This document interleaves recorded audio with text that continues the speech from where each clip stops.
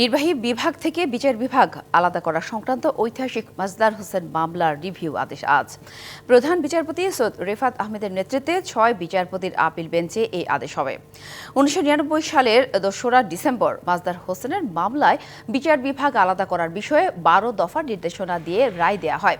ওই রায়ের ভিত্তিতে অধস্তন আদালতের বিচারকদের চাকরির শৃঙ্খলা সংক্রান্ত বিধিমালা প্রণয়নের নির্দেশনা ছিল। পরবর্তী সময়ে ২০১৭ সালের ১১ ডিসেম্বর এই সংক্রান্ত গেজেট জারি করা হয়। এরপর ৩রা জানুয়ারি সেই গেজেট গ্রহণ করে আদেশ দেয় সুপ্রিম কোর্ট।